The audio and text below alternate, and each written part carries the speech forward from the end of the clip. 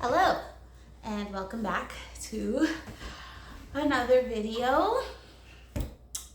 Today we're continuing the trend that we've been doing for the last few videos of going over some of the things that I recommend that you do when planning your trip to Japan or planning any trip, but specifically Japan. So we're gonna jump into this one's topic. And I said this one's topic. I meant this week's topic.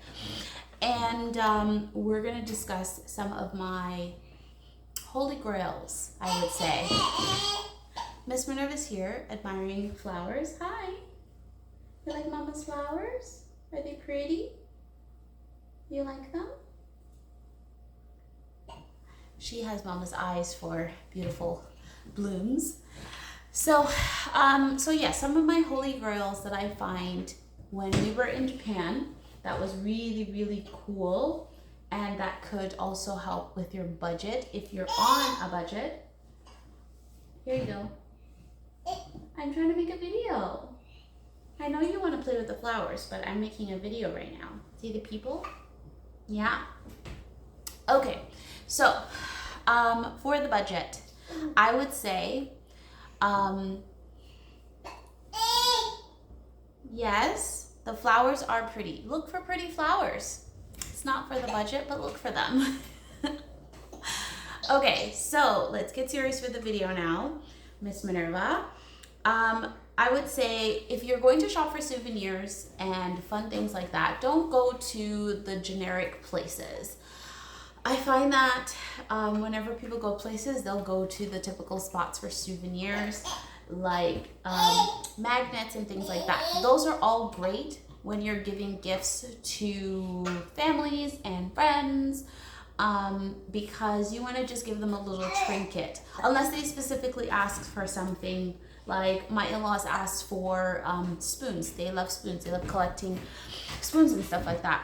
So we got them these beautiful wooden spoons, but we went to a specialty shop for it, or little mom and pop shops that you can only pay cash to get certain things.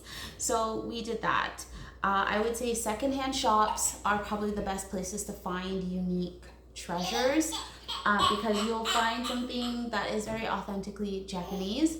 I would also say going to craft shops are really cool too.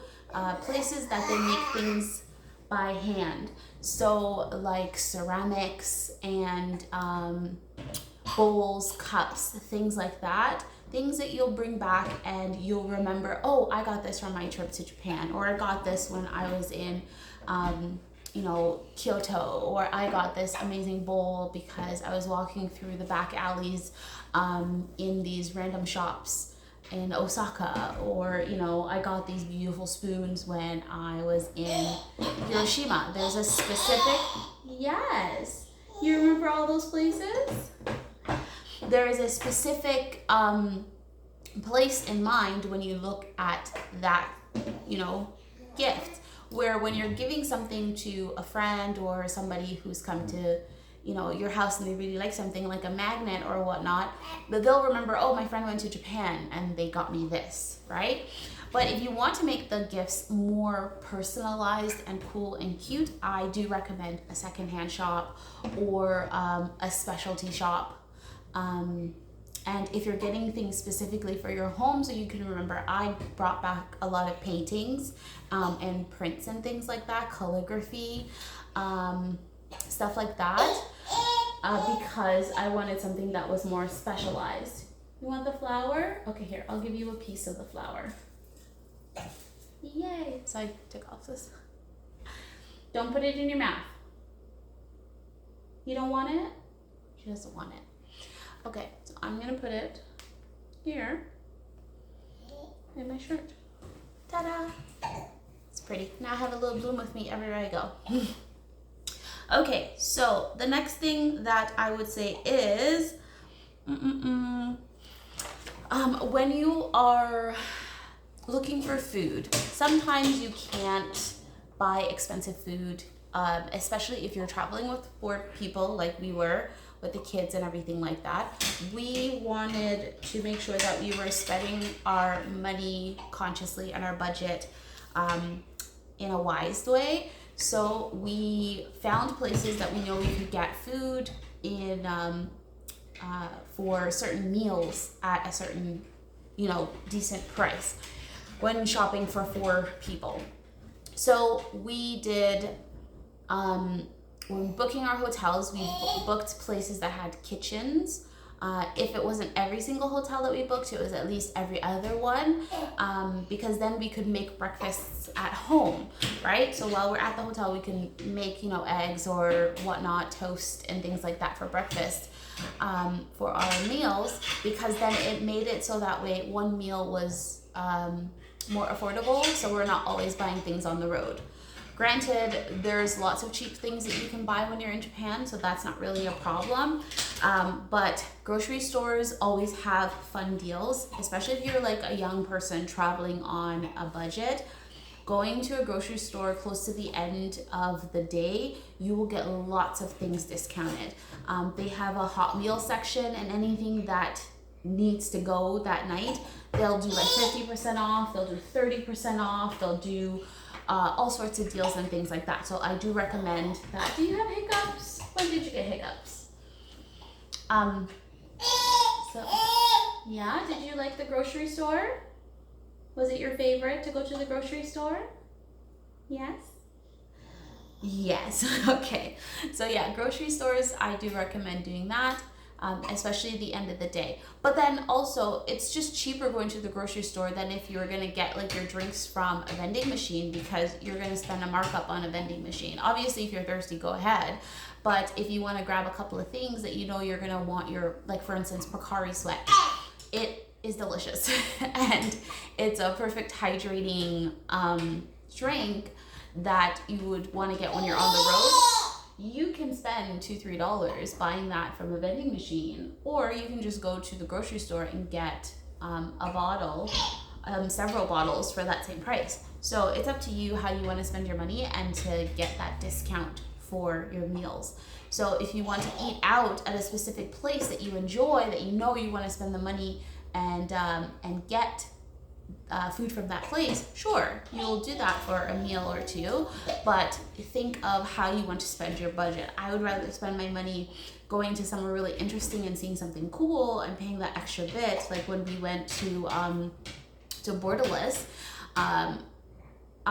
we on that day, instead of going and having like a fancy meal and having all that sort of stuff, we had breakfast at home, we had lunch at 7-Eleven, and we enjoyed ourselves with Borderless, and then we spent a little bit and got a delicious meal at the end of the day for us. Instead of spending 3 expensive meals and going to Borderless and like using up our budget for that day to the fullest extent, you can spread your money out better that way. Okay, so then my next tip I would say is 7-Eleven. We just spoke about it. 7-Eleven is the holy grail, right? Did you like going to 7-Eleven, Minerva? Yeah. Yes, she liked going to 7-Eleven. What did you enjoy about 7-Eleven? Was it the food? Yes, they have delicious food at 7-Eleven, and it's fairly inexpensive. They'll have ready-made meals that you can get. So if you like curries, they have curries. If you have noodles, they have noodles. You want ramen, they have that. They even have like all the instant stuff too that you can get from there. So if you are really on a budget, you can get a nice rice bowl, which is usually like $1 and $1 and a couple of cents. You can get a drink. They have hot drinks, they have cold drinks, they have smoothies, and different things like that. And then you can get yourself a cup ramen if that's what you want. You can do that too. They have hot water. You just go fill it up, stir it, you're good to go. And upstairs they even have a section that you can sit in some of the larger 7-Elevens and have your meal there. So you don't have to worry about bringing your food with you or bringing your garbage with you, because Japan, tip, don't have garbage cans around unless they're at a shop or in specific locations. It's just not that kind of a city. It's still a very clean city, but you keep your garbage with you when you're going. So having a place to sit and enjoy your meal and then throwing everything out and then going on your way to your next location or your next destination makes it so that it's super convenient. So I love that for a 7-Eleven. But 7-Eleven has other things too other than food. It's great for getting cash out from your cards at the 7-Eleven. You can also top up on your Suica card. So when you are traveling, you will get a Suica card at at any train station or whatnot, but like the best place to get it is right as you get off of the plane and get out of the airport. There is a section there that you can go and get your Welcome to Japan Suica card. So when you want to top up your Suica card so that you can go on the trains and the buses and things like that, you can do that at the 7-Eleven. Also, when you top up your Suica card, you can use that at vending machines and things like that when you see something that you like, and there's a vending machine for everything. So 7-Eleven is great for that. You don't just have to go to 7-Eleven. You can go to the Family Mart and other sort of shops like that. It's just that there's literally a Family Mart or a 7-Eleven on every corner. So I would say that is definitely a top tip. What's it called? What is it? Dada? Dada went to 7-Eleven? Yes, he did. He loved 7-Eleven. It was his favorite. Find small beauties. I literally wrote that as my note. Find small beauties. In Japan, there's so many little hidden places that you just are like, what is this? You go down a random alleyway and there is a fun bar, a cool stand, a great little mom and pop shop, a sweets shop where they sell like cute, little candies. They have restaurants and just temples and shrines and all sorts of things down random places. Like even going into the train station, you'll find like a random bookstore that just has all of these fun, cute little things. Art shops where they have installations and different stuff like that. You can also find artists playing music, selling their things and whatnot. You will find anything around any corner in Japan. It's so insane. So I love finding those little beauties.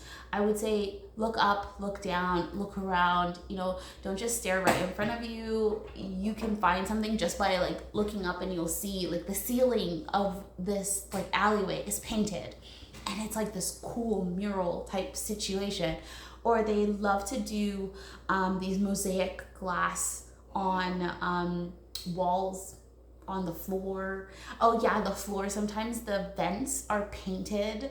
I've showed that in a lot of my shorts on my Instagram. So if you guys ever want to go and check that out, it's just fun. Like there's cute little vents and they're just painted and these amazing things.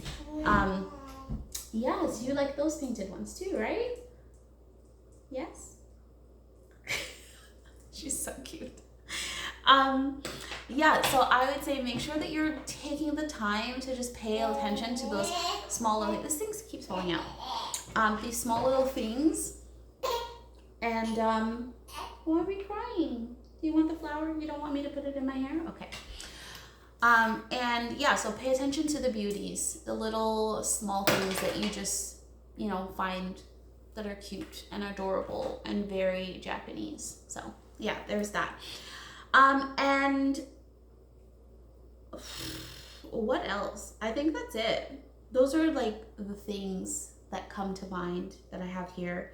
So we have 7-Eleven, we have the grocery stores if you want to save on food and other things. Alcohol is at every grocery store. Go have fun.